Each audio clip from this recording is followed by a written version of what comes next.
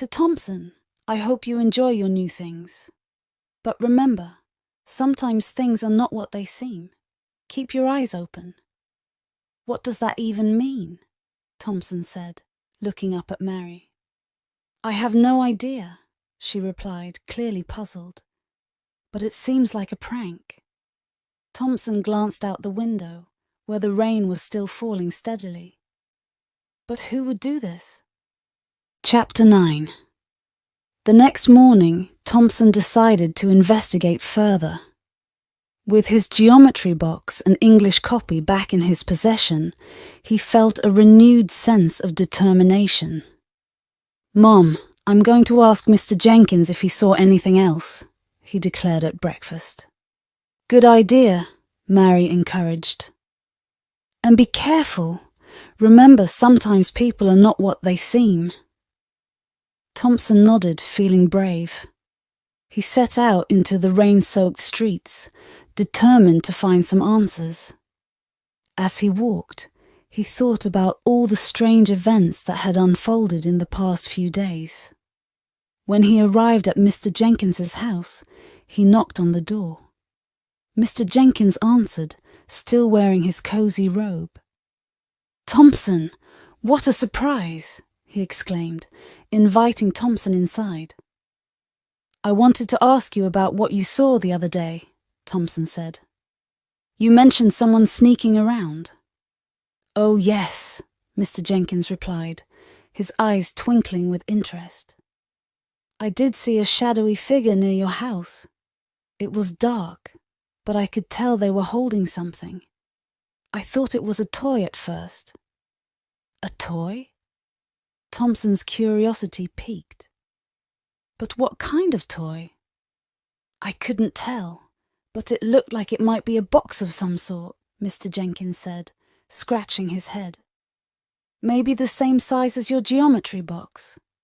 Thompson's mind raced. Do you think they were trying to take my things? Maybe, Mr. Jenkins said thoughtfully. But it's strange. I also heard a strange sound, like giggling, coming from the alley behind your house. It was quite late. Giggling? Thompson shivered at the thought. Who could be playing tricks on him? Chapter 10. A shocking revelation. After their chat, Thompson walked home deep in thought. He couldn't shake the feeling that someone was playing a game with him, and he was determined to get to the bottom of it. When he arrived home, he found Mary looking through the window, her brow furrowed with concern. Mom, I think I know who's behind this, he exclaimed. It has to be someone in the neighborhood. Mary turned to him. What makes you think so? Mr. Jenkins mentioned hearing giggling in the alley. I think someone is trying to mess with us. Suddenly, there was a loud knock on the door. Thompson jumped, glancing nervously at Mary. Who could it be now? She asked, opening the door cautiously. Standing there was their neighbor Lucy, a girl from school known for her mischievous nature. She had a big grin on her face. Hey, Thompson, you won't believe what I found, she said, holding up a small, colourful box. What's that? Thompson asked, his curiosity piqued. I found this in the alley. I thought it might belong to you, she said, waving the box playfully. Thompson's heart raced. What's inside? Lucy opened the box, and out popped a small toy robot. It's just a toy, but I heard some kids talking about your geometry box and English copy. Kids? Thompson echoed, feeling the pieces start to fit together. What did they say? They were giggling and planning to prank you. They thought it would be funny to hide your things, Lucy replied, her laughter infectious. Chapter 11. Confronting the pranksters. Thompson couldn't believe it. A prank? He felt a mix of relief and annoyance. I need to confront them, he said, determination filling his voice. "Let's go!" Lucy cheered, and they both rushed out into the rain, their laughter echoing through the streets. They found a group of kids from school huddled together in the park, trying to hide their giggles as they saw Thompson and Lucy approach. "Hey, what's going on?" Thompson asked, trying to sound tough. One of the boys, Jake, stepped forward, looking a little sheepish. "We were just having some fun, Thompson. We didn't mean any harm." "Fun? By hiding my things?" Thompson exclaimed, crossing his arms. "That's not cool, guys. We thought it would be funny." Another girl chimed in, biting her lip to stifle a laugh. Thompson took a deep breath. "Well, it wasn't funny for me. I was worried." "Sorry, man," Jake said, raising his hands in apology. "We'll return everything and promise not to prank you again." Chapter 12. Making Amends. After a few minutes of conversation, the kids apologized sincerely. They even returned Thompson's geometry box and English copy, which they had hidden in various spots around the park. "Thanks for returning them," Thompson said, feeling the tension ease. "But next time, just ask me to play instead." "Deal," Jake replied, and the group all smiled. As they left the park, Thompson felt lighter, like a weight had been lifted off his shoulders. Maybe it was just a prank, but it had taught him an important lesson about communication and friendship. Chapter 13. A Cozy Evening. That evening, Thompson sat with Mary at the dinner table, sharing his day's adventure. "So, they were just trying to prank me," he laughed, recounting the whole story. Mary smiled, clearly pleased. "I'm glad you figured it out, Thompson. See? Not everything is as it seems." Thompson nodded, feeling wiser. "And I guess I learned that it's always better to talk things out instead of jumping to conclusions." "Exactly. You handled it very well," Mary praised him. As they finished their meal, the rain continued to fall softly outside, creating a cozy atmosphere. Thompson felt grateful for his mom, his friends, and the lessons learned. Chapter 14. A New Beginning. From that day on, Thompson looked at challenges differently. Instead of panicking, he remembered to think carefully and seek answers. He even became friends with the kids who had pranked him, turning the prank into a funny story they would all share. As the rain faded and the sun began to shine again, Thompson felt a sense of hope. With every challenge he faced, he knew he would grow stronger and wiser. Chapter 15. The Last Twist. One sunny afternoon, while Thompson was playing in the backyard, he spotted something shiny sticking out of the ground. Curiosity got the better of him, and he dug it out. It was an old, dusty box. Inside, he found a collection of letters and photographs, all from past residents of his home. The last letter read, "To whoever finds this, remember to embrace the unexpected. And sometimes the unexpected can teach us valuable lessons. Communication, patience, and a little humor can turn any challenge into a memorable adventure. Life is full of surprises." Thompson smiled, feeling like the universe was reminding him of his adventure. It seemed that the mystery of the missing items was just the beginning of many more exciting tales to come. Epilogue. Lessons learned. That evening, as Thompson shared the discovery with Mary, he felt grateful. "Mom, you were right. Life can be a mystery, but it's also an adventure." Mary nodded, pride shining in her eyes. and every adventure teaches us something new. Just remember to keep your eyes open. As they settled down for the night, the rain began to fall again. But this time, it felt comforting, wrapping them in a blanket of warmth and laughter. Thompson drifted off to sleep, dreaming of all the adventures that awaited him, ready to face whatever came next, one rainy morning at a time. Moral of the story: life is full of surprises, and sometimes the unexpected can teach us valuable lessons. Communication, patience, and a little humor can turn any challenge into a memorable adventure. Learning English in the United States. From California to New York, Rose had always lived in sunny California, where palm trees danced in the breeze, and people spoke English faster than she could keep up with. Though she took English lessons, she often found herself lost in conversations, her words stumbling like pebbles in a stream. Her dream was to speak fluently, with confidence and ease, like the people around her. But with the warm California sun, things felt too relaxed.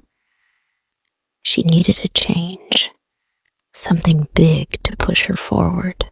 One day, that change came when her parents announced they were moving to New York, the big city. Rose was both excited and terrified. Will I be able to improve my English? Will I make friends? She worried, twisting her fingers nervously. She knew New York was fast-paced, with its tall buildings, crowded streets, and people who spoke even faster. But she had a secret goal. She was going to use this move to challenge herself and become a master of the language. The plane ride to New York felt endless. Rose stared out the window, her mind swirling with thoughts of what lay ahead. As the city's towering skyscrapers came into view, her heart raced. "This is it," she whispered to herself, gripping her seatbelt tightly. No going back now. A new chapter. The next day, Rose stood outside her new school, a massive building that seemed to stretch into the clouds. Students buzzed around her, laughing and talking so fast. She took a deep breath and walked in, feeling like a tiny fish in a giant ocean. Her teacher, Miss Johnson, greeted her warmly. "Welcome, Rose," she said with a wide smile. "I hear you're eager to improve your English. Don't worry, we'll have lots of fun learning together." Rose smiled back, but her heart pounded in her chest. Throughout the day, she did her best to keep up, but it was hard. The other students seemed so confident, chatting with ease during lunch, while she sat quietly, unsure of what to say. "I'll never catch up," she thought sadly, staring down at her tray. But just as she was about to give up, someone tapped her shoulder. "Hey, I'm Lily," a girl said with a friendly grin. "Want to sit with us?" Rose's heart leaped. She nodded, feeling her nerves melt a little as she followed Lily to a table. Soon, she was surrounded by new friends, all curious about her life in California. They asked her questions, and even though Rose stumbled over her words at times, no one laughed. In fact, they helped her, teaching her new words with patience and kindness. The unexpected twist things were going well, and Rose was determined to improve her English. She stayed after school for extra help and practiced speaking with her new friends.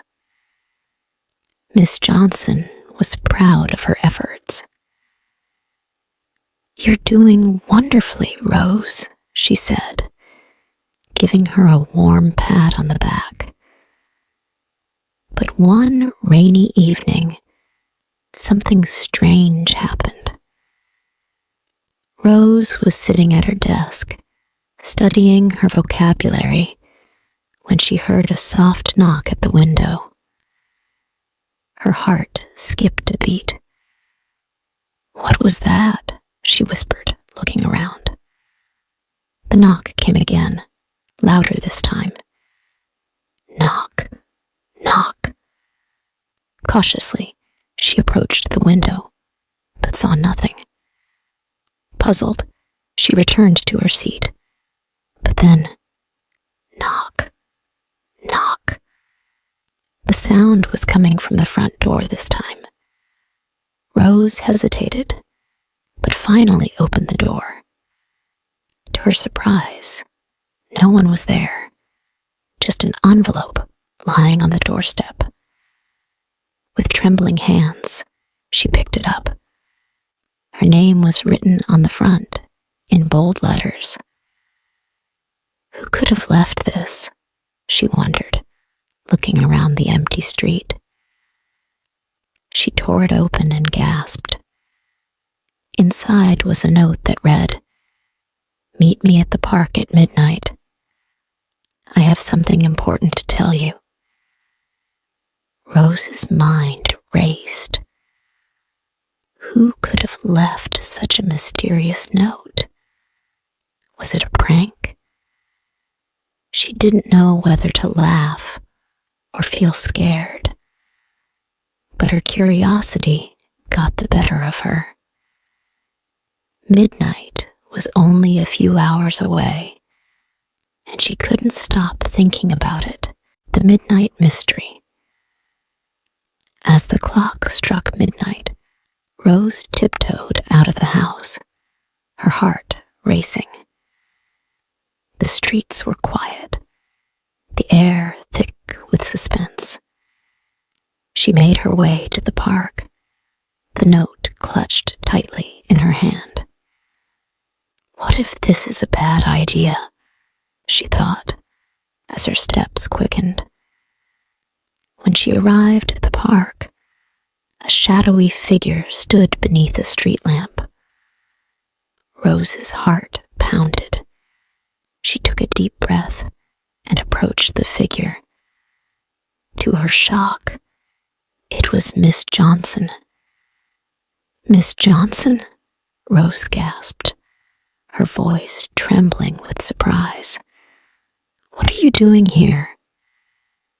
Miss Johnson smiled warmly, her eyes twinkling. "I knew you'd come, Rose. I've been watching your progress, and I'm proud of how hard you've been working. But there's something you need to know." Rose blinked in confusion. "What do you mean?" Miss Johnson stepped closer, lowering her voice as if sharing a secret. "You've been so focused on learning English that you've forgotten something very important." Rose's heart raced. "What is it?" Miss Johnson leaned in. "The real secret to learning English, or anything really, isn't about being perfect. It's about making mistakes, learning from them, and having the courage to keep going. You don't need to be flawless. You just need to be brave. Rose stared at her teacher, letting the words sink in. She had been so worried about speaking perfectly that she had forgotten the joy of simply trying, of learning from every mistake. The big twist. Over the next few weeks, everything changed. Rose started speaking more, even when she wasn't sure of the words. She laughed at her own mistakes and learned to ask for help. Her friends noticed her new confidence, and Miss Johnson beamed with pride. One afternoon, as she was chatting with Lily, something incredible happened. She realized she was speaking without hesitation. She was no longer afraid of making mistakes. She was communicating, laughing, and keeping up with the conversation effortlessly. At that moment, Rose understood the lesson Miss Johnson had been trying to teach her. It wasn't about being perfect. It was about trying, failing, and then trying again without fear. The moral of the story. Rose's journey from California to New York wasn't just about learning English. It was about growing, about finding the courage to face challenges head on. She realized that making mistakes wasn't something to be afraid of, but a part of the journey to success. And with that, Rose smiled, knowing she could face anything the world threw at her. Moral: it's not about being perfect. It's about being brave enough to try. Never be afraid to make mistakes. They are your stepping stones to success. Quick tips to improve your English vocabulary. Fast, fun, easy, and exciting ways to master English. English can sometimes feel tricky, right? You may know a lot of words but still feel shy to speak them, or maybe your pronunciation sounds a little off. Don't worry. Today, we are going on an exciting journey filled with quick tips, suspenseful twists, and lots of fun. By the end of this, you'll feel more confident about your English, ready to speak fluently, and most importantly, enjoy learning every step of the way. A surprising start. Imagine this. You're sitting in class, and suddenly, your teacher asks you to read out loud. Gulp.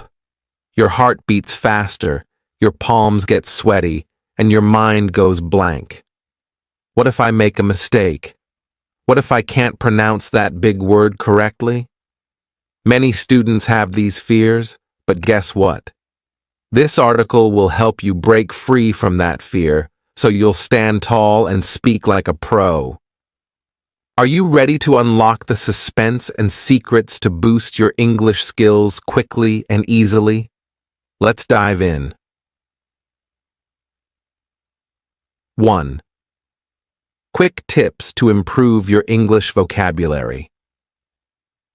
Vocabulary is like the foundation of a house. It's what everything else stands on. The more words you know, the better you can express yourself. A. Read, read, read. Reading books, stories, or even comic strips can fill your mind with new words. Pick something you love. Do you enjoy reading about adventures or exploring different worlds? Grab a book and start reading. Don't worry if you don't understand all the words. Underline the tricky ones and look them up later. Word of the day. Each day, learn one new word. But here's the trick. Use it in sentences throughout the day. Let's say today's word is astonishing. You could say, that cake was astonishingly good. The more you use new words, the faster they become part of your regular vocabulary. C. Play word games. Learning doesn't have to be boring.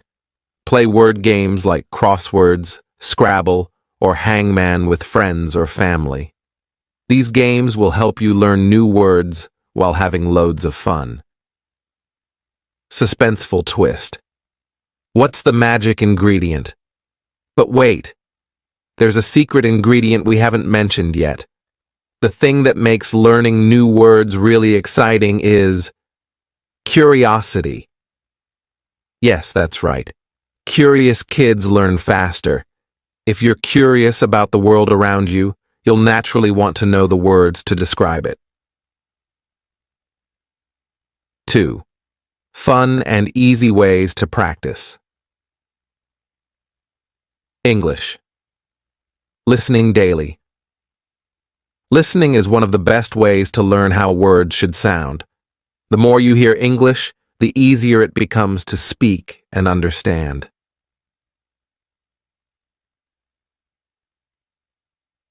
Watch English cartoons or shows. Watching cartoons or kids' shows in English can be an easy and fun way to hear how English speakers pronounce words. Pick a show with characters you love and pay close attention to the way they talk. Before you know it, you'll start speaking just like them. Record yourself. Record